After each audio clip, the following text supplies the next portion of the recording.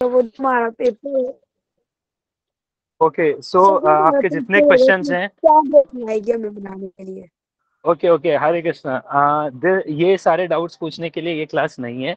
इस क्लास में अभी आपको सिर्फ भगवद गीता सुनना है। जो भी आपके डाउट्स हैं, आप अलग से जो कोऑर्डिनेटर्स हैं उनको पूछिए। ओके, जिस व्हाट्सएप ग्रुप में आप ज्वाइंट है उस व्हाट्सएप ग्रुप में अपना डाउट डालिए। Hare Krishna got sir. It? Already हाँ, इंस्टेंट सेंड मैसेज है। हाँ, हरे कृष्णा,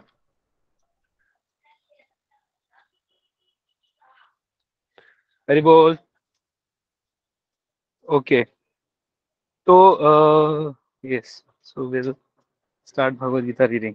सो people with less intelligence consider the supreme truth to be impersonal, but he is transcendental person, and this is confirmed in all Vedic literatures. Okay, Nityo Nityanam Chetanas Chetananam Kathopanishad. As we are all individual living beings and have our individuality, thus the supreme absolute truth is also in the ultimate issue a person, and realization of the personality of Godhead is realization of all of the transcendental features in his complete form. So यहाँ पे भगवान तो यहाँ पे बता रहे हैं कि जो कम बुद्धि के होते हैं, जिनका जो those who are less intelligent, जिनका इंटेलिजेंस ज्यादा नहीं होता है, व्हाट दे थिंक कि भगवान तो एक शक्ति है, भगवान इम्पर्सनल है, भगवान का कोई रूप नहीं है, भगवान अनंत है। आप खुद सोचिए, जो अनंत है उसका रूप हो सकता है क्या? आप बताइए। जो अनंत है, जिसका कोई बिगनिंग नहीं है, जिसका कोई एंड नहीं है, जिसका कोई मिडल नहीं है, ही इज इनफाइनाइट। इनफाइनाइट आप लोग समझते हैं? आप लोग शायद 6th 4th क्लास के मैक्सिमम बच्चों को मैं यहाँ देख रहा हूँ, but I don't know whether you know infinite और नॉट। तो इनफाइनाइट मतलब होता है अनंत, उसका कोई शुरुआत नहीं है, कोई उसका अनंत नहीं है, कोई उसका मध्य नहीं है। सो तो इस प्रकार से जो इनफाइनाइट है उसका हम रूप सोच ही नहीं सकते। आप सोच सकते हैं किसी इनफाइनाइट चीज का आप रूप सोच सकते हैं? कोई नहीं सोच सकते। तो इसीलिए जो कम बुद्धि के जो व्यक्ति होते हैं वो क्या कहते हैं कि भगवान का कोई रूप ही नहीं है, क्योंकि भगवान अनंत है। ये बात सही है, भगवान अनंत है, लेकिन ये बात सही नहीं है कि भगवान का कोई रूप नहीं है। क्यों? क्योंकि यहाँ पे लिखा है नित्यो नित्यानाम चेतनस चेतनानाम। As we are all individual living beings and have our individuality, the supreme absolute truth is also in the ultimate issue, a person, and realization of the personality of Godhead is realization of all of the transcendental features in his complete form. तो यहाँ पे बताया जा रहा है कि जितने भी लिविंग बींग्स हैं, हम सबका एक इंडिविजुअलिटी है ना? नहीं, हमारा एक आइडेंटिटी है, हमारा एक इंडिविजुअलिटी को हिंदी में क्या कहते हैं? अ, अस्तित्व, ओके, नो नॉट अस्तित्व, या but we all have individuality in the ultimate issue a person end. तो इस प्रकार से जो सुप्रीम ट्रुथ है, जो जो भगवान है, वो भी एक पर्सन है, उनका भी एक रूप है। ओके, और वो इम्पर्सनल नहीं है। क्यों नहीं है? क्योंकि अगर हमने बोल दिया कि भगवान का कोई रूप नहीं है, तो हम भगवान को एक बंधन में बांध रहे हैं। हम कह रहे हैं कि भगवान का रूप नहीं हो सकता।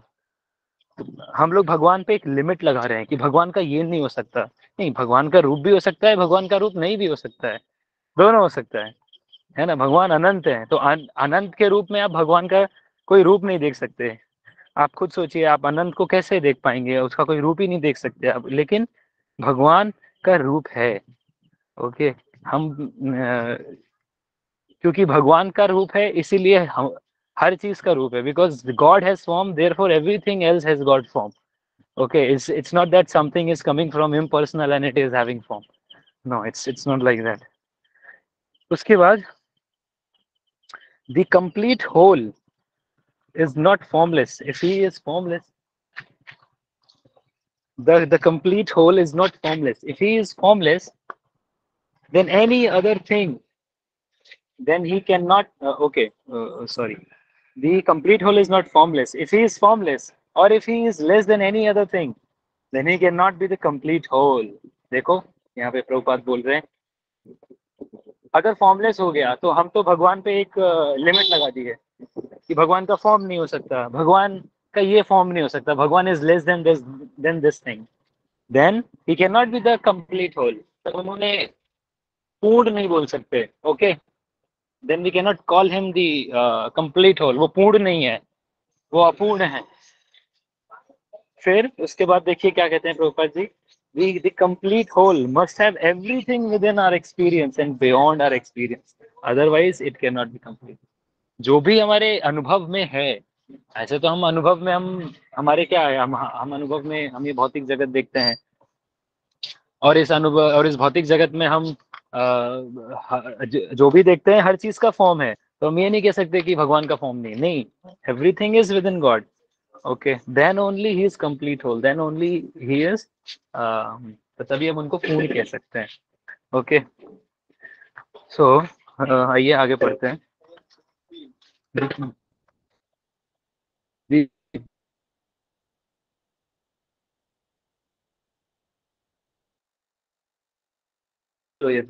How Krishna is acting in different potencies is also explained in Bhagavad Gita. This phenomenal world or material world in which we are placed is also complete in itself, because the 24 elements of which this material universe is a temporary manifestation, according to Sankhya philosophy, are completely adjusted to produce complete resources which are necessary for the maintenance and subsistence of this universe। देखिए यहाँ पे प्रभुपाद जी कितनी अच्छी बात बोल रहे हैं। The complete whole, the personality of God, it has got immense potencies। भगवान की अनंत शक्तियां हैं। ऐसा नहीं कि भगवान सीमित है, नहीं, भगवान अनंत है, उनकी शक्तियां भी अनंत है। तो और ये किस श्लोक में सिद्ध हो रहा है कि भगवान की शक्तियां अनंत हैं? पराश्य शक्ति विविधैव श्रूयते। और ये सब भगवद गीता में विस्तार पूर्वक बताया गया है। अध्याय 7 में बताया गया है, अध्याय 8 में बताया गया है, अध्याय 9 में बताया गया है कि किस प्रकार से भगवान की जो अनंत शक्तियां हैं, जो उनकी जो शक्तियां हैं, उन जिस प्रकार से वो इस संसार की रचना करते हैं, जिस प्रकार से इस संसार का एनहाइलेशन करते हैं, ये सब इनकंसीवेबल है। कृष्णा को कुछ नहीं करना पड़ता, he does not have to do lot of labour and hard work. नहीं, Krishna just by his mere will everything is acting, okay, that is Krishna. And so you can see कि भगवान एक पूर्ण है, भगवान इज कंप्लीट होल। तो भगवान से जो भी एमिनेशंस होते हैं, जो भी भगवान से आता है, वो भी एक पूर्ण होता है। तो इस प्रकार से आप देखिए, जो ये मटेरियल वर्ल्ड है, ये एक मटेरियल मैनिफेस्टेशन है, ये भी अपने आप में पूर्ण है। क्यों पूर्ण है? क्योंकि जो भी इसके मेंटेनेंस और इसके सब्सिस्टेंस के लिए चाहिए, वो इस मटेरियल वर्ल्ड में ऑलरेडी है। ऐसा नहीं है कि this material world is lacking something, नहीं, everything is there for its maintenance and its subsistence. That is why जो भगवान is complete whole, therefore all of his emanations are also complete whole. वो कहते हैं ना ईशोपनिषद में जो फर्स्ट वर्स है, क्या है? ओम पूर्णमिदं पूर्णमद पूर्णात् पूर्णमुच्यते पूर्णस्य पूर्णमादाय पूर्णमेव अवशिष्यते। तो यहाँ पे पता चलता है कि भगवान पूर्ण है, और जो भी उनसे जो भी whatever emanations are there from him, they are also पूर्ण, they are also complete whole। इतने सारे कंप्लीट होल भगवान से निकलने के बाद भी ऐसा नहीं है कि भगवान इनकम्प्लीट हो गए, नहीं, भगवान still God is the complete whole, okay। So this is what Prabhupada is saying। यहाँ पे सांख्य फिलॉसफी है, सांख्य फिलॉसफी में बताया जाता है कि जो मटेरियल वर्ल्ड है, ये मटेरियल 24 एलिमेंट से मिलकर बना है, ओके। ये सारे मटेरियल एलिमेंट्स हैं। तो all these elements, okay, all these elements are sufficient for the subsistence and maintenance of this material world, okay। That is why this material world is also complete। So okay, यहाँ पे yes, there is extraneous nor is there anything needed। देखा, कोई किसी चीज की जरूरत नहीं है जो इस मटेरियल वर्ल्ड के बाहर है, और इस मटेरियल वर्ल्ड के मेंटेनेंस के लिए उसकी जरूरत है, नहीं, एवरीथिंग इज देयर। नदियां हैं, पानी है, हवा है, Everything is there. Okay, air, water, fire, clouds, rains, mountains, trees, plants, herbs, Ayurvedic herbs. Everything is there. Okay, ऐसा नहीं लगता कि इस चीज की कमी होगी, नहीं, everything is there. This manifestation has its own time fixed by the energy of the supreme whole. And when its time is complete, these temporary manifestations will be annihilated by the complete arrangement of the complete. Okay, तो देखिए कितनी अच्छी बात बोल रहे हैं यहाँ पे. जो भी ये जो भौतिक जगत का जो संरचना हुआ है, इसका एक टाइम है, एक फिक्स टाइम बाद जिसका क्या हो जाएगा, एनाइलेशन हो जाएगा. एनाइलेशन समझते हैं? एनाइलेशन मतलब संहार, एनाइलेशन मतलब ये नष्ट हो जाएगा. ओके, अप्रकट हो जाएगा, अप्रकट. ओके, अनमैनिफेस्ट बोलते हैं. ओके, तो ये कैसे होगा? ये भगवान की इच्छा से होगा. ये जो अनमैनिफेस्ट, ये जो भगवान, ये जो सृष्टि का रचना हो रहा है, सृष्टि का संहार हो रहा है, ये कैसे हो रहा है? ये भगवान की इच्छा से हो रहा है, भगवान की शक्तियों से हो रहा है. ये कैसे हो रहा है ये तो समझना बहुत कठिन है, लेकिन ये इसके पीछे भगवान की इच्छा है. देखो यहाँ पे लिखा है, and when its time is complete, these temporary manifestations will be annihilated by the complete arrangement of the complete. Complete arrangement of the complete. Complete कौन है यहाँ पे?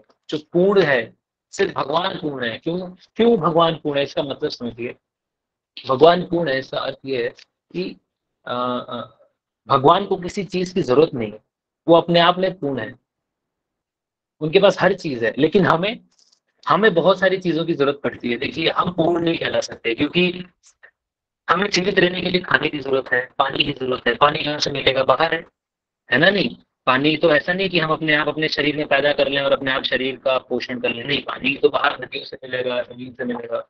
हवा की जरूरत है, हवा पेड़ों से मिलता है, ऑक्सीजन मिलता है. खाने की जरूरत है, पेड़ों से मिलता है, पौधों से मिलता है. हैं, पौधे कहाँ से होते हैं? सॉइल, मिट्टी, हवा, पानी. ये सब चीजें नहीं रहेगा तो हम नहीं जी पाएंगे. ओके, तो इस प्रकार से हम कंप्लीट नहीं है. ठीक है, क्योंकि we are dependent on something external to us, but lord is not dependent on anything. That is why he is complete. Okay, क्योंकि yes, why we are dependent on this material things? Because we are not self situated. Okay, this will be more philosophical, but हाँ, इसलिए भगवान को पूर्ण कहते हैं, क्योंकि भगवान अपने आप में पूर्ण है, उन्हें किसी चीज की जरूरत नहीं है अपने मेंटेनेंस के लिए. ओके, हमें तो जरूरत पड़ता है. तो इसी प्रकार से जो भगवान है, भगवान की अरेंजमेंट, उनकी अरेंजमेंट से क्रिएशन होता है और उनकी अरेंजमेंट से ही एनाइलेशन होता है. ओके, आगे बढ़ते हैं. There is complete facility for the small complete units, namely the living entities, to realize the complete. All sorts of incompleteness are experienced due to incomplete knowledge of the complete. So, Bhagavad Gita contains the complete knowledge of Vedic wisdom. देखिए, यहाँ पर बहुत बात तो समझने का प्रयास करिए. यहाँ पे बताया गया है, there is complete facility for all, for the small complete units. यहाँ पे देखो, small complete units कौन है? Namely the living entities. हम लोग लिविंग एंटिटीज मतलब जीवात्मा, जितने भी जीवात्मा हैं उनके लिए हर प्रकार का फैसिलिटी दिया गया है, जिससे कि वो क्या जान सके? They realise the complete. They can realise the complete. Complete कौन है यहाँ पे? भगवान है. हम क्या है? हम तो इनकम्प्लीट है भाई, है ना? हम तो बहुत टाइनी है, we are very tiny. Okay,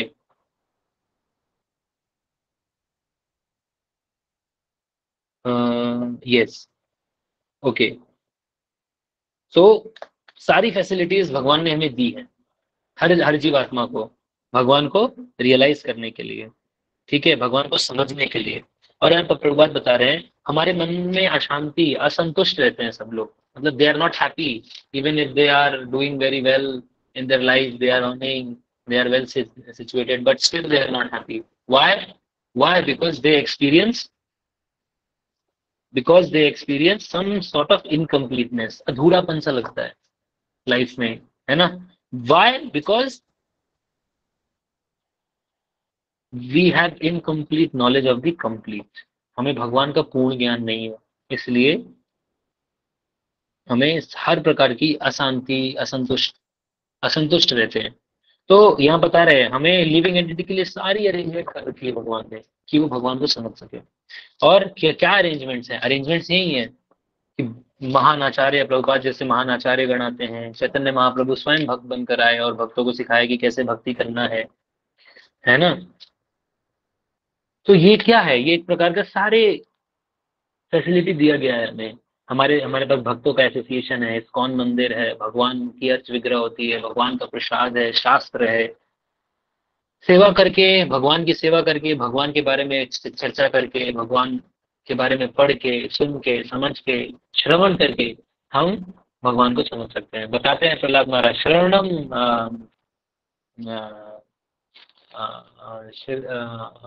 वो वर्ष है ना, श्रवणम श्रवणम कीर्तनम विष्णु स्मरणम। तो विष्णु का स्मरण करना है, कीर्तन करना है, श्रवण करना है, हाँ, पाद सेवनम, उनकी सेवा करनी है, हाँ, पाद सेवनम, अर्चनम, उनका अर्चनम, आरती करना, उनका अर्च विग्रह की सेवा करना, वंदनम, भगवान के सामने जाके प्रार्थना करना, हाँ, दास्यम, भगवान को दास्य के रूप में दास बन के उनकी सेवा करना, साख्यम, आत्मनिवेदन, ओके, आत्मनिवेदनम, फिर पूर्ण रूप से अपने आप को समर्पित कर देना भगवान को। तो ये सारी फैसिलिटी दी गई है यहाँ पे। तो ये भगवत गीता सबसे अनमोल रत्न है। भगवत गीता को पढ़ने से हम भगवान की वाणी, भगवान क्या चाहते हैं हमसे, हम ये समझेंगे। भगवान हमसे क्या चाहते हैं, हमें हमें कैसे पता चलेगा भगवान हमसे क्या चाहते हैं? भगवान हमसे क्या चाहते हैं ये हमें पता चलेगा भगवत गीता पढ़ के। अब जैसे देखो, हमने कुछ नहीं बना, हम एक अनाज बना पाएंगे क्या? हमने किसी फैक्ट्री में गेहूं प्रोड्यूस होता है? नहीं होता है। अनाज प्रोड्यूस होता है? नहीं होता है। वेजिटेबल्स नहीं होता है, मिल्क नहीं होता है, कुछ नहीं होता है, हवा नहीं होता है, हर चीज पहले से है। भगवान ने हमें इतना सब दे रखा है, लेकिन हम कभी भगवान के प्रति ग्रेटफुल नहीं होते हैं। देखो, आप अपने घर में इलेक्ट्रिसिटी यूज करते हो, 1 महीना इलेक्ट्रिसिटी यूज कर लिया तो सरकार को बिल भरना पड़ता है। अगर बिल नहीं भरा इलेक्ट्रिसिटी का, अगर बिल नहीं भरा तो क्या हो जाएगा? आपके घर में लाइट कट जाएगा, लाइट कनेक्शन कट जाएगा। लेकिन हम ये तो भूल जाते हैं कि भगवान हमें फ्री का सनलाइट दे रहे हैं। सनलाइट हमारा थोड़ी है, सनलाइट तो फ्री में मिल रहा है हमें। भगवान हमें सनलाइट दे रहे हैं फ्री में, जब से हम पैदा हुए हैं अभी तक, और जब से सृष्टि बना है तब से। लेकिन क्या भगवान ने कभी, लेकिन क्या हम उनको टैक्स देते हैं? कभी हम भगवान को सन का बिल भरते हैं? मूनलाइट मिलता है हमें, हाँ, चंद्रमा की रोशनी मिलती है, हम कभी भरते हैं? कभी नहीं भरते। और ना ही भगवान हमसे कभी मांगते हैं। लेकिन भगवान हमसे मांगते क्या है, भगवान हमसे चाहते क्या है? वैसे भगवान हमसे कुछ नहीं चाहते, और ना ही हम भगवान को कुछ दे भी सकते हैं, क्योंकि सब कुछ तो भगवान का है। हमारा क्या है? हमने कुछ बनाया है क्या? नहीं बनाया। हम तो कुछ नहीं बना सकते। अभी मैंने बताया, हवा, पानी, खाना, फ्रूट्स, वेजिटेबल्स, सब कुछ भगवान का है। सब भगवान ने हमें दिया है, फ्री में दिया है ऐसे ही। तो हम क्या भगवान को देंगे? हम कुछ नहीं दे सकते, सब भगवान का है। सनलाइट भगवान का है। देखो, हम अपना घर का लाइट का बिल भरते हैं, लेकिन सनलाइट बिल नहीं भरते। तो इसीलिए हमारे मन में ग्रैटिट्यूड होना चाहिए कि भगवान, आपने मुझे इतना कुछ दिया है, मैं आपको क्या दूं? तो ये कैसे पता चलेगा कि भगवान मुझसे क्या चाहते हैं? ये भगवत गीता पढ़ेंगे तो पता चलेगा। देखो यहाँ पे प्रभुपाद लिखते हैं, क्या लिखते हैं, क्या लिखते हैं यहाँ पे? All incompleteness is are experience due to the incomplete knowledge of the complete, incomplete knowledge of the complete. भगवान के बारे में नॉलेज ही नहीं है, जानते ही नहीं है भगवान के बारे में। भगवान क्या चाहते हैं, हम कौन हैं, भगवान के साथ हमारा क्या संबंध है, भगवान कौन है, भगवान हमसे क्या चाहते हैं, ये हमें पता ही नहीं है। इसीलिए हम असंतुष्ट रहते हैं, हमेशा उदास रहते हैं, कुछ भी कर लो खुशी नहीं आती लाइफ में। इसीलिए Bhagavad Gita contains the complete knowledge of the Vedic wisdom. इसलिए भगवत गीता में भगवान बता रहे हैं, मन मना भव मद भक्तो मध्याधि माम नमस्कुरु मामे वैशसी सत्य या सत्यम पे प्रतिचरणी प्रियोसी में। मन मना भव मद भक्तो, अपने मन को मुझे दे दो। मत भक्तो, मेरे भक्त बनो। मध्याधि माम नमस्कुरु, नमस्कुरु, मेरे को प्रणाम करो। ओके, तो सिर्फ ये चीज करने से भगवान हमसे ये चाहते हैं कि अपना मन मुझे दे दो। देखो, भगवान को मन देना बहुत मुश्किल है। हम अपना मन हर चीज को दे सकते हैं। हम अपना मन टीवी देखने को दे सकते हैं, हम अपना मन पिक्चर देखने को दे सकते हैं, हम अपना मन खेलने के लिए, कूदने के लिए, घूमने के लिए, खाने के लिए, पीने के लिए, सोने के लिए, हर चीज के एंजॉयमेंट में हमारा मन लग जाता है। लेकिन हमारा भगवान में मन नहीं लगता। हम भगवान को याद ही नहीं कर पाते। भगवान को हमारा मन लगता ही नहीं भगवान में। क्यों नहीं लगता? क्योंकि हमारा मन अशुद्ध है। अविद्या, अविद्या की बीमारी है हमारे अंदर। रूप गोस्वामी कहते हैं हमारे अंदर अविद्या की बीमारी है। यह बात कह रहे हैं, because of incomplete knowledge. Incomplete knowledge, knowledge ही नहीं है हमें भगवान के बारे में। इसीलिए हमें भगवान के बारे में जानना है। भगवान हमसे क्या चाहते हैं? तो भगवान वही चाहते हैं, मन बना भव मत भक्तो, मेरे भक्त बनो। मन बना, अपने मन को मुझे दे दो। मध्याजी माम नमस्कुरु, मेरे को प्रणाम करो, मेरी पूजा करो। ये भगवान चाहते हैं। तो हमें भगवान को हमेशा याद करना है। मन भगवान को देने का अर्थ ये होता है कि हमें भगवान को याद करना है। ओके, इसका अर्थ ये होता है कि हम हमेशा भगवान को याद करें। हम खा रहे हैं तो हम भगवान को याद करें कि देखो ये जो खाना है ये कृष्ण से आया है, ये कृष्ण ने हमें दिया है। हाँ, हमने तो इसे उगाया नहीं है, तो इसलिए जब हम खाते हैं तो हमें कृष्ण को याद करना चाहिए। जब हम पानी पीते हैं तो हमें कृष्ण को याद करना चाहिए। भगवान बताते हैं रसोहम अप्सु कौन्तेय प्रभाषणी शशि सूर्यो, है ना, प्रणव सर्व वेदेशु शब्द खय पौरुषम ऋषु। तो भगवान बताते हैं, क्या बताते हैं? रसोहम अप्सु कौन्तेय। हाँ, तो जो वाटर है, जो पानी है, पानी को पीने के बाद आपको संतुष्टि मिलता है कि नहीं? धूप में से आए, बहुत प्यास लगा है, पानी पी लिया तो कितना राहत मिलता है, कितना संतुष्टि महसूस होता है। तो भगवान कहते हैं मैं पानी, I am the taste in the water. तो आपको जब पानी पीते हो तो आपको सेटिस्फैक्शन मिलता है, राहत मिलता है। तो आप सोचो ये सेटिस्फैक्शन कृष्ण की वजह से है। पानी पीते हो तो सोचो कृष्ण की वजह से मुझे राहत मिल रही है, कृष्ण की ने मुझे हर चीज प्रदान किया है। ओके, जब आप पढ़ाई करते हो तो आप सोचो मैं, मुझे कृष्ण के लिए पढ़ना है। जब आप अच्छे से पढ़ाई करोगे, अच्छे मार्क्स लाओगे, तो आप बता पाओगे कि मैं भगवत गीता पढ़ता हूँ, मैं कृष्ण का बताई हुई जो बातें हैं भगवत गीता में वो फॉलो करता हूँ। तो लोग कहेंगे अरे भगवत गीता पढ़ने से इतना अच्छा मार्क्स लाता है, इतना अच्छा पढ़ाई करता है। तो इस प्रकार से आप कृष्ण के लिए सेवा, तो ये कृष्ण के प्रति सेवा है आपका। आप हमेशा से कृष्ण को याद रख पाएंगे। इस प्रकार से भगवान बताते हैं, क्या बताते हैं भगवान 8वें अध्याय में अर्जुन को कहते हैं मनुस्मर युद्ध च तस्मात् सर्वेषु कालेषु माम अनुस्मर युद्ध च। मेरा पर युद्ध करो arjuna, fight, remembering me you just fight. क्योंकि मैं बोल रहा हूँ, मुझे याद करते करते लड़ो, युद्ध में धर्म के लिए लड़ो, है ना। तो इस प्रकार से हमें भी, जो भी हम काम करते हैं, हमें भगवान को याद करना है और वो काम करना है। तो इस प्रकार से हम अपने मन को भगवान में लगा सकते हैं। सबसे अच्छा तरीका होता है भगवान को अपने मन को भगवान में लगाने का, हरे कृष्णा महामंत्र का जप करने से। हरे कृष्णा कृष्णा कृष्णा हरे हरे, हरे राम राम राम हरे हरे। तो भगवान यहाँ पे बताते हैं कि हरे कृष्णा कृष्ण कृष्ण हरे हरे, हरे राम राम राम हरे हरे। इस मंत्र का रोज आप जप करिए, कम से कम 108 बार रोज। आप सुबह उठ के नहा धो के एकदम मॉर्निंग टाइम में, सनसेट से पहले, अरे सॉरी सनराइज से पहले, सूर्योदय होने से पहले आप ये मंत्र को जपिए बैठ के, कम से कम 108 बार। तो ये एक माला आप जपेंगे अगर आप इस मंत्र को 108 बार जपेंगे तो। ऐसे करके आप मंत्र को जपिए, सुबह जपिए, शाम को जपिए। इससे आप अपने मन को शांत कर पाएंगे, पीसफुल कर पाएंगे और कृष्ण को हमेशा याद कर पाएंगे, है ना। कृष्ण ने यही बोला ना, मन मना भव मत भक्तो। तो ये एज अ ग्रेटिट्यूड हमें हमें फील होना चाहिए कि कृष्ण ने हमें इतना सब दिया है, हमने क्या दिया कृष्ण को, और हम क्या ही दे सकते हैं कृष्ण को। कृष्ण ने कहा तुम मुझे अपना मन दे दो, मुझे बस वही चाहिए और कुछ नहीं चाहिए। तो हमें हमेशा अपने मन में कृष्ण का स्मरण करना है। कैसे करेंगे अभी बताया। सबसे अच्छा तरीका है भगवान का नाम जप के, सुबह शाम भगवान का नाम जपिए, हरे कृष्णा महामंत्र जपिए। और जब भी आप खाते हैं तो सोचिए भगवान ने हमें दिया है ये, है ना। और जब भी आप पानी पीते हैं, जो भी आप करते हैं, आप देखिए हवा, पानी, खाना, सनलाइट, मूनलाइट, सब कृष्ण से आ रहा है ना। इस प्रकार से आप कृष्ण को हमेशा याद कर सकते हैं। ओके, तो आपके कुछ डाउट्स हैं, कुछ प्रश्न हैं तो मुझसे पूछिए। ओके, तो यस, किसने हाथ खड़ा किया है?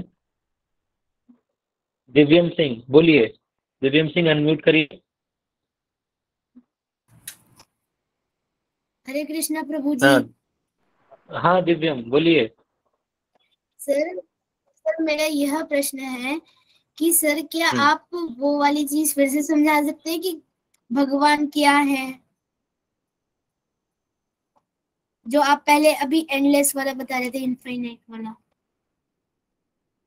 ओके ओके, तो मैंने बोला, आप कौन सी क्लास में हो दिव्यम? Sir 7th। 7th में हो, ओके ओके। तो देखो, इनफाइनाइट मतलब समझते हैं, इनफाइनाइट क्या होता है, बताइए। सर जो कभी एंड ना करता हो, जिसका कोई एंड ना हो। जो कब जिसका कोई एंड ना हो। अच्छा, तो जिसका कोई एंड नहीं है, उसका क्या कोई बिगनिंग हो सकता है? आप सोचो, जिसका कोई सर एंड ही नहीं, नहीं है, क्या उसका बिगनिंग हो सकता है? नहीं हो सकता, क्योंकि नहीं। उसका एंड ही नहीं है। मान लो अगर हमें किसी का बिगनिंग जानना है, तो उसका एंड पता होना चाहिए ना, कि इसका ये एंड है, तो ये इसका बिगनिंग है। ठीक है। तो जैसे आप ऐसे देखो, आप कभी समुद्र में गए हो? समुद्र में, अगर आप समुद्र में जाओगे और समुद्र के बीचों बीच खड़े हो गए, आप एकदम बीच समुद्र में, अब आपने चारों तरफ देखो, आपको चारों तरफ क्या दिखाई देगा? सिर्फ पानी ही पानी दिखाई देगा। आपको दिखाई नहीं देगा कि ये समुद्र स्टार्ट कहाँ से हुआ है और ये समुद्र खत्म कहाँ पे हुआ है। ठीक है। तो उसी प्रकार से यस। जो भगवान है, भगवान का कोई कोई कोई बिगनिंग नहीं है, कोई एंड नहीं है, कोई मिडल नहीं है। जब बिगनिंग और एंड नहीं पता तो मिडल भी नहीं पता। तो भगवान इनफाइनाइट है। तो लेकिन भगवान इनफाइनाइट है, ये बात तो सत्य है। लेकिन जो इम्पर्सनलिस्ट होते हैं वो क्या बोलते हैं कि भगवान इनफाइनाइट है, इसलिए भगवान का कोई रूप नहीं है, यानी भगवान का कोई फॉर्म नहीं हो सकता। समझ रहे हैं? तो यस सर। ये बात भी गलत है। हम कहते हैं नहीं, नहीं, हम कहते हैं नहीं, भगवान का फॉर्म हो सकता है। जो क्योंकि हम भगवान के, जैसे हम कहते हैं ना, भगवान कौन है? कृष्ण भगवान है, राम भगवान है, विष्णु भगवान है। देखो उनका फॉर्म है, विष्णु जी के 4 हाथ हैं, उनके हाथ में शंख चक्र गदा पद्म है, उनके माथे पे उन्होंने पूरा पीला कलर का धोती पहनते हैं वो, कस्तूबा ज्वेल रहता है जी उनके सर। छाती पे। ऐसे करके, ऐसे पूरा डिस्क्रिप्शन है भगवान का। राम जी का डिस्क्रिप्शन है, उनके हाथ में धनुष तीर रहता है, कृष्ण जी के सर पे मोर पंख रहता है, उनके कमर में बांसुरी रहती है। भगवान का ऐसे बताया गया कि भगवान का रूप है। लेकिन कुछ लोग होते हैं मायावादी, वो क्या बोलते हैं कि भगवान अनंत है, इसलिए भगवान का कोई रूप नहीं है। तो मैंने आपको बताया कि भगवान अनंत है, ये बात सत्य है, लेकिन ये बात सत्य नहीं है कि भगवान का कोई रूप नहीं है। अगर हम कह देंगे कि भगवान का कोई रूप नहीं है, तो हम भगवान को लिमिट कर रहे हैं। हम कह रहे हैं भगवान का ये रूप हो नहीं सकता। ये तो एक लिमिट लगा दिया ना भगवान पे हमने, कि भगवान का ये रूप नहीं हो सकता। नहीं, भगवान का रूप हो सकता है। भगवान का रूप भी हो सकता है, भगवान का रूप नहीं भी हो सकता है। इसलिए भगवान का रूप है। वो रूप क्या है, हम जब शास्त्र पढ़ते तो पता चलता है। शास्त्र में लिखा गया है, हाँ, क्या लिखा गया है? वेणुम कनंतम अरविंद दलायताक्षम वरहावतम समसितम भुज सुंदरांगम। हाँ, ऐसे करके बताया गया है। कंदर्प कोटि कमनीय विशेषम गोविंदमादि पुरुषम तमहम भजामि। तो इस प्रकार से बताया गया है कि कंदर वेणु को अनंतम अरविंद दलायताक्षम। वेणु, वेणु है उनके हाथ में, है ना। इस प्रकार से भगवान का यम श्याम सुंदरम गुण अचिंत्य स्वरूपम, ऐसे करके भगवान के बारे में बताया गया है। ये भगवान का रूप है। तो ये है, तो यही मैं समझा रहा था कि भगवान अनंत भी है, लेकिन इसका मतलब ये नहीं कि भगवान कोई रूप नहीं है, भगवान का रूप है। Okay. Okay sir, thank you. हाँ हाँ, हरे कृष्ण। और किसी का कोई प्रश्न है? हाँ जी, हरे कृष्ण हाँ, प्रभु हरे जी। कृष्ण। हरे कृष्णा। आप कौन बोल रहे हैं? हाँ, आपका नाम? नहीं है जी। हरे कृष्णा। अच्छा, चिन्मयी। ओके ओके ओके, आप कौन से क्लास में पढ़ाई करते हैं? मैं 10वीं कक्षा में पढ़ाई करती हेलो, हूँ। अच्छा 10वीं अच्छा, कक्षा में ओके ओके, पढ़ाई तो करती आप अपना प्रश्न पूछ। ओके ओके ओके, हरे जी, तो मेरा आप प्रश्न अपना ये प्रश्न पूछिए। था, यदि सारे सृष्टि के निर्माण कृष्ण ने किया है और सारे सृष्टि के चीज कृष्ण के है, तो फिर हम प्रसाद अर्पित करते हैं ना, उसकी अंतरार्थ क्या है जी? ओके, आपका प्रश्न ये है कि जब सब कुछ भगवान का है और जब हम भगवान को कुछ अर्पित करते हैं तो उसका क्या अर्थ हाँ जी। है ना?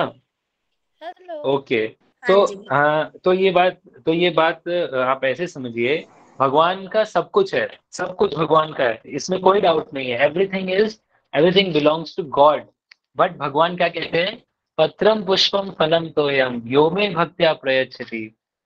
ओके, तो जैसे आप गंगा जी में जाते हैं, तो गंगा जी में आप जाकर क्या करते हैं? गंगा जी का पानी जब आप गंगा जी में डुबकी लगाते हैं, तो आप क्या करते हैं? गंगा जी का पानी हाथ में लेते हैं और गंगा जी को ही अर्पण कर देते हैं, है ना? उसी प्रकार से सब कुछ भगवान का है, हमारा कुछ नहीं है, लेकिन भगवान ने हमें ये दे रखा है। तो भगवान कहते हैं कि इसमें हमारा कोई हक तो है नहीं इसमें। तो तो हमें कुछ भी चीज लेने से पहले भगवान को देना चाहिए। भगवान ये आपका है, इसलिए मैं आपको दे रहा हूँ। Okay, please accept this. जिस प्रकार से हम गंगा का पानी लेके गंगा को देते हैं, उसी प्रकार से हम भगवान की बनाई हुई चीजों को भगवान को ही अर्पित कर रहे हैं। क्यों? क्योंकि भगवान कहते हैं पत्रम पुष्पम फलम तोयम यो मे भक्त्या प्रयच्छति। तो इफ यू आप मुझे प्रेम से एक पत्ता, पत्रम पुष्पम, फूल, पुष्पम मतलब फूल, हाँ, पत्रम पुष्पम फलम, फलम मतलब फ्रूट्स, तोयम, तोयम मीन्स वाटर। तो इस प्रकार से अगर आप ये चारों चीजें, मतलब कितनी कितनी आसान सी चीजें हैं ना, पत्रम पुष्पम, फूल, पत्ता, पानी, फ्रूट्स, ये तो कहीं भी मिल जाएगा। ये तो जो गरीब से गरीब आदमी है वो भी, उसको भी मिल जाएगा। तो भगवान कहते हैं कि तुम मुझे ये भी भोग लगाओगे तो मैं खा लूंगा, इसको स्वीकार कर लूंगा, लेकिन प्रेम से लगाओ, मैं इसको स्वीकार करूंगा। तो इस प्रकार से जब हम भगवान की चीजें भगवान को देते हैं तो भगवान प्रसन्न होते हैं, और हमारा भी शुद्धिकरण होता है, हमारा हृदय का मार्जन होता है, हमारे हृदय में जो गंदगी है उसका शुद्धिकरण होता है जब हम भगवान को भोग लगाते हैं, भगवान को अर्पित करते हैं। हम क्यों करते हैं? क्योंकि भगवान ने हमें बोला है अर्पित करने के लिए, इसलिए हम करते हैं। और ऐसा करने से हमारा हृदय शुद्ध होता है। और as a sense of gratitude भी देखा जाए तो हम कुछ तो हमारा है नहीं, ना ही फल है, ना ही फ्रूट्स है, कुछ नहीं है हमारा, सब भगवान का है। तो तो हमें उसे स्वीकार करने से पहले भगवान को देना चाहिए। भगवान ही लीजिए, ये आपका है। एक बार भगवान ने ग्रहण कर लिया, वो प्रसाद बन गया, उसे अब हम स्वीकार कर सकते हैं। ओके, तो ये इसका अर्थ है। हाँ जी, धन्यवाद जी। ओके, हरे कृष्णा। और किसी का कोई प्रश्न?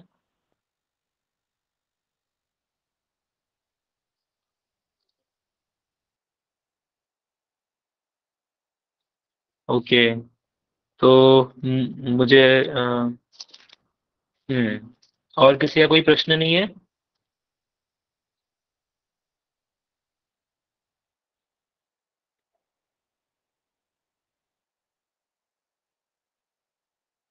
ओके,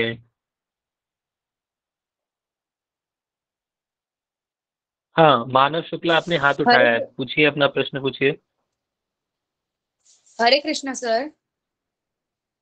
हाँ प्रभु, हरे कृष्णा, हेलो बताइए। हाँ, sir, what are the benefits of reading Bhagavad Gita? Okay, आप कौन सी क्लास में पढ़ते हो मानव? 8। ओके, 8th क्लास में हो आप। Okay, benefits, there are lot of benefits. सबसे पहली चीज तो भगवत गीता एक लाइफ मैनुअल है। ओके, भगवत गीता को पढ़ने के बहुत सारे बेनिफिट्स हैं, लेकिन इतने सारे बेनिफिट्स हैं कि मैं आपको बता भी नहीं सकता। मैं अगर आज शुरू करूं तो हो सकता है मेरे को अगले कल सुबह तक मैं बेनिफिट्स बताता ही रहता हूँ। लेकिन कुछ बेनिफिट्स मैं बता देता हूँ। जिस प्रकार से जैसे मैंने अभी बताया कि हमें नॉलेज नहीं है भगवान का, भगवान ने हमें अपने बारे में नहीं पता है, हु वी आर। आपको पता है आप कौन है? आपको नहीं पता है। आप बोलेंगे मैं मानव शुक्ला हूँ, नहीं, आप मानव शुक्ला थोड़ी है, आपका नाम मानव शुक्ला है और वो आपका नाम नहीं है, आप एक शरीर है। पहले तो ये समझिए कि आप कौन है ना। हमें हमें अपने बारे में नहीं पता, हम दुनिया के बारे में समझ रहे हैं। सबसे बड़ी चीज तो ये है कि हमें अपने बारे में ही नहीं पता। कितनी बड़ी बात है ये कि हम कौन है। हम शरीर हैं? नहीं, हम शरीर नहीं है। भगवद गीता में बताया जाता है आप शरीर नहीं हो, आप आत्मा हो। आप आत्मा हो। और भगवद गीता के दूसरे अध्याय में 13वां श्लोक क्या बताता है? 13वां श्लोक है, मुझे अभी याद नहीं आ रहा। 13वां श्लोक ये बताता है कि जिस प्रकार से हम कपड़े जब पुराने हो जाते हैं तो उसे बदल देते हैं, जिस प्रकार से एक बच्चा क्या होता है, हाँ, यस, तो आप ऐसे देखिए, कौमारम यौवनम जरा तथा देहांतरम प्राप्ति धीर सत्र न मुह्यते। हाँ, कौमारम यौवनम जरा देहिनोऽस्मिन् यथा देहे, यस यस यस या देहिनोऽस्मिन् यथा देहे कौमारम यौवनम जरा तथा देहांतरम प्राप्ति धीर सत्र न मुह्यते, है ना। तो इसमें आप देखिए कि हम पहले चाइल्ड से, पहले हम बच्चे से हम यूथ एज में आए, है ना। यूथ से हम एडल्ट बने, एडल्ट से हम बूढ़े हो जाएंगे और बूढ़े होने के बाद क्या करेंगे? हम अपना ये शरीर त्याग देंगे। तथा देहांतरम प्राप्ति धीर सत्र न मुह्यते। तो जब शरीर त्याग देंगे तो वापस क्या होगा? तो वापस क्या होगा? हमें एक नया शरीर मिलेगा। तथा देहांतरम प्राप्ति, दे मतलब बॉडी, और प्राप्ति मीन्स प्राप्त करेंगे। तो आप एक सोल हो, आप आत्मा हो और आपको ये शरीर मिला है। आप इस शरीर के अंदर हो, है ना। आप ये शरीर नहीं हो। जिस प्रकार से आप नहीं बोल सकते कि आप अपने पैंट और आप अपनी टी शर्ट हो, नहीं, पैंट और टी शर्ट तो आपने पहन रखा है ना। तो उसी प्रकार से ये जो बॉडी है, ये बॉडी एक कपड़ा है, इस बॉडी के अंदर आत्मा है और आप वो आत्मा हो, है ना। और आत्मा क्या करता है? आत्मा बॉडी को बदलता रहता है। आत्मा, पहले आप एक बच्चे के शरीर में थे, फिर आप एक चाइल्ड के शरीर में आ गए, है ना, टीनेजर के शरीर में आ गए। फिर आप एक एडल्ट के शरीर में आ जाओगे, एकदम बड़े हो जाओगे, फिर आप एक बूढ़े के शरीर में चले जाओगे, है ना। नहीं, फिर आप ऐसा नहीं बोल सकते कि आप जब बूढ़े हो जाओगे तो आप ये तो नहीं कह सकते कि जो बॉडी मेरे पास बचपन में था वो बॉडी अभी भी है, वो बॉडी तो नहीं है आपके पास। इसका मतलब आप बॉडी नहीं हो, है ना। अभी आप जैसे 8th क्लास में हो, 8th क्लास में हो ना, हाँ 8th क्लास में हो, तो अभी आपके पास जो बॉडी है, वो बॉडी, आपके पास जो बॉडी बचपन में थी वो बॉडी नहीं है आपके पास, एकदम अलग है। तो आप तो बॉडी नहीं हो, बॉडी तो नहीं है, बट आप हो अभी। तो इससे पता चलता है कि हम बॉडी नहीं है, हम क्या है? आत्मा है। और आत्मा क्या करती है? शरीर बदलती है। तो जिस प्रकार से आत्मा शरीर बदलती है, उसी प्रकार से जब ये बॉडी का डेथ हो जाता है तो ये बॉडी छोड़ के दूसरे बॉडी में चली जाती है। तो ये नॉलेज है, ये जानना है कि हम कौन है। जब तक हमें पता ही नहीं चलेगा हम कौन है, हम अपनी लाइफ का अल्टीमेट गोल जान ही नहीं पाएंगे। हमें लगेगा कि भाई अच्छे से पढ़ाई करना है, पैसा कमाना है, डॉक्टर इंजीनियर बनना है, खाना है, पीना है, सो जाना है, और बस एक दिन ऐसे ही लाइफ खत्म हो जानी है। नहीं, ये लाइफ का गोल है ही नहीं। ऐसे तो कुत्ता बिल्ली भी रहता है, ऐसे तो जानवर भी रहता है। अब बुरा मत मानिएगा मैं जो कह रहा हूँ, लेकिन खाना पीना सोना, है ना, और मर जाना, ये तो जानवर भी करते हैं। लेकिन हमारे लाइफ का गोल ये नहीं है। हमें पता ही नहीं चलेगा अगर हम भगवत गीता नहीं पढ़ेंगे। अगर आप कि हम कौन है, फिर उसके बाद हमें पता चल गया हम कौन है, तो फिर क्या हमें जानना है? भगवान बताते हैं ममे वांछो जीव लोके। भगवान कह रहे हैं कि जितने भी जीव हैं हम, वो सब मेरे अंश हैं। तो आप कौन है? आप आत्मा है, आप सोल हैं, और आप भगवान के अंश हैं, है ना। जीव भूत सनातना, जितने भी जीव हैं सब मेरे अंश हैं, है ना। तो आपको पता चल गया कि मैं भगवान का अंश हूँ। अच्छा, तो मेरी ड्यूटी क्या है? आप भगवान के अंश हो, आप आत्मा हो, आपको भगवान की सेवा करनी है, आपको जानना है भगवान कौन है। जब आप भगवान के बारे में जानोगे तो आप भगवान से, भगवान के बारे में जानोगे, समझोगे, यही तो लाइफ का गोल है। आप संतुष्ट रहोगे अपने जीवन में, है ना। आप क्लियर रहोगे कि मेरे लाइफ का गोल है सेल्फ रियलाइजेशन, भगवान को जानना, भगवान को समझना, है ना। भगवान के साथ जो मेरा रिलेशनशिप है, आपका एक भगवान के साथ रिश्ता है, लेकिन आप वो रिश्ता भूल गए। आपको वो डेवलप करना है। लाइफ का अल्टीमेट गोल क्या है ये समझ में आएगा। तो ये सारी चीजें हैं, बेनिफिट्स हैं भगवद गीता पढ़ने के। ओके, और बहुत सारे बेनिफिट्स हैं। अगर आप पढ़ाई करते हो, अगर आप भगवद गीता पढ़ोगे तो आपको पता चलेगा कि मन को कैसे नियंत्रण करना है, माइंड को कैसे कंट्रोल करना है, आपके अंदर अच्छे वैल्यूज, अच्छे कैरेक्टर बिल्डअप होगा आपका, है ना। जब आपका माइंड फोकस्ड होगा तो आप अच्छे से पढ़ाई करोगे, आप अच्छे मार्क्स लाओगे। Okay, so there are many benefits. Okay, yes, धन्यवाद sir. Okay, let me on my video. मैंने वीडियो ऑन नहीं किया सर, सॉरी। ओके, सो मैं मोबाइल से क्लास दे रहा हूँ एंड ओके, सो हरे कृष्णा। आप लोग देख सकते हैं मुझे? Yes sir. तो आपका कोई और किसी का? हाँ, रजत खंडूरी जी का प्रश्न है, बताइए रजत जी। हाँ, सर भगवत गीता और श्रीमद् भागवतम में क्या फर्क है? भगवत गीता भगवान ने स्वयं बोली है, वो भगवान की वाणी है। भगवान की क्या टीचिंग्स हैं। और श्रीमद् भागवतम भगवान के बारे में है ना। उनके भक्तों ने भगवान को कैसे डिस्क्राइब किया है ना, वो श्रीमद् भागवतम में मिलता है। वो सुखदेव गोस्वामी जी, वेद व्यास जी, उनके भक्त लोग, नारद मुनि, प्रहलाद महाराज, कैसे भगवान के बारे में बताते हैं, कैसे बताते हैं कि हमें भक्ति, जैसे भगवत गीता में भगवान ने बोल दिया कि सरेंडर अनटू मी, ओके, मेरे को सरेंडर करो।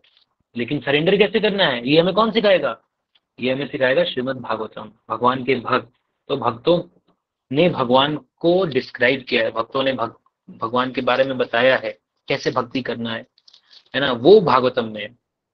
और भगवद गीता में क्या है, भगवान ने स्वयं जो टीचिंग्स दी हैं वो भगवद गीता की टीचिंग्स हैं। ओके, क्लियर हो गया?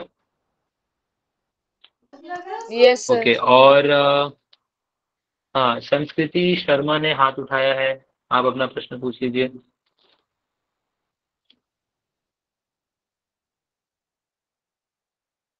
संस्कृति शर्मा, अनम्यूट करिए अपने आप को, बोलिए आपका प्रश्न। Sir, your voice is not coming clearly. My voice is not coming clearly. Yes, sir, it is very slow. Is it breaking or it is slow? Okay, तो मैं अपना वीडियो ऑफ कर लेता हूँ। मे बी वीडियो की वजह से थोड़ा ज़्यादा नेट जा रहा है, तो ओके, यस। सो हाँ, संस्कृति शर्मा का प्रश्न चैट में उन्होंने लिखा है, मैं चैट पढ़ लेता हूँ। चैट कहाँ गया, चैट कैसे पढ़ते हैं? ओके, ये रहा। हाँ, संस्कृति शर्मा जी बोलते हैं, कृष्णा हमें प्रॉब्लम्स क्यों देते हैं, वो सब कुछ कर सकते हैं, तो टीचर का माइंड क्यों नहीं चेंज करते जब वो हमें परेशान करते हैं? आपको किस टीचर ने परेशान कर दिया संस्कृति शर्मा जी? आप कौन से क्लास में पढ़ते हो? हरे कृष्णा। संस्कृति, आप अनम्यूट करके बोलिए। अच्छा, 4th में पढ़ते हो आप, इतने छोटे हो और आपको टीचर ने परेशान कर दिया? अरे टीचर, कृष्णा सब कर सकते हैं, कृष्णा हमें प्रॉब्लम्स नहीं देते हैं। कृष्णा हमें प्रॉब्लम्स देते भी हैं तो जैसे जो भक्त होता है वो भगवान ने उसको चाहे प्रॉब्लम दे चाहे खुशियां दे, वो उनको प्रॉब्लम्स देखता ही नहीं। जैसे पांडव, देखिए भगवान के कितने बड़े भक्त थे, लेकिन भगवान ने उनको कितना, ऐसे देखा जाए तो उनको 14 साल का 15 साल का वनवास हुआ। और उनका घर जला दिया गया, उनके अपने ही भाइयों ने उनका घर जला दिया। और उनके देखा जाए तो बहुत अन्याय हुआ उनके साथ। तो आप देखिए, पांडवों के साथ अन्याय हुआ, लेकिन पांडवों ने कभी नहीं कहा कि भगवान कृष्णा तुम तो भगवान हो, तुमने मुझे इतनी तकलीफ क्यों दे रहे हो। उन्होंने बस यही कहा, कृष्णा तुम बस, यहाँ पे कुंती महारानी कौन है आपको पता है? कुंती महारानी पांडव की माता जी हैं, मदर। वो क्या कहती हैं कृष्णा को, जब Yes, sir. जब महाभारत युद्ध खत्म हो जाता है और जब पांडव जीत जाते हैं, तो पांडव राजा बन जाते हैं, अरे युधिष्ठिर महाराज राजा बन जाते हैं और वो फिर आराम से खुशी खुशी रहने लग जाते हैं। तो कृष्ण क्या करते हैं, कुरुक्षेत्र से वापस जा रहे होते हैं द्वारका की तरफ, ठीक है। तो कुंती महारानी कहती है, कृष्ण जब तक हम परेशान थे, जब तक हमारे जीवन में दुख था, तब तक आप हमारे साथ थे, हम रोज आपके दर्शन करते थे, रोज आपको देखते थे, लेकिन अब हमारे जीवन में खुशियां आ गई हैं, आप अब हमसे दूर जा रहे हो। तो ऐसी खुशियों का क्या फायदा जब आप ही हमसे दूर जा रहे हो। हमारे सभी सुखों का आनंद, हमारा परम आनंद तो यही है कि हम आपको देखते रहें, आपके साथ रहें, है ना। तो इसीलिए भगवान दुख नहीं देते हैं। भगवान अगर कुछ हमारे जीवन में चैलेंजिंग प्रॉब्लम्स देते भी हैं तो वो हमें सिखाने के लिए, हमारी गलतियों को सुधारने के लिए देते हैं, ठीक है। Yes, sir. ओके और सर श्री कृष्ण जी ने वो पांडवों की बहुत मदद की थी।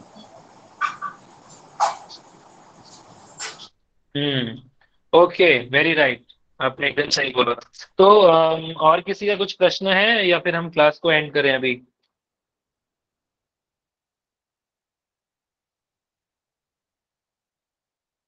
ओके, तो अभी हम क्लास को एंड कर सकते हैं। ओके, आपके जो भी डाउट्स हैं आप कल पूछिएगा। ओके, ठीक है, चलो, थैंक यू वेरी मच। आप लोग आए भगवद गीता सुनने के लिए, समझने के लिए। हरे कृष्णा। तो कल हम मिलेंगे और कल हरे कृष्ण सर। हम भगवद गीता चर्चा करेंगे। हरे हरे हरे कृष्ण।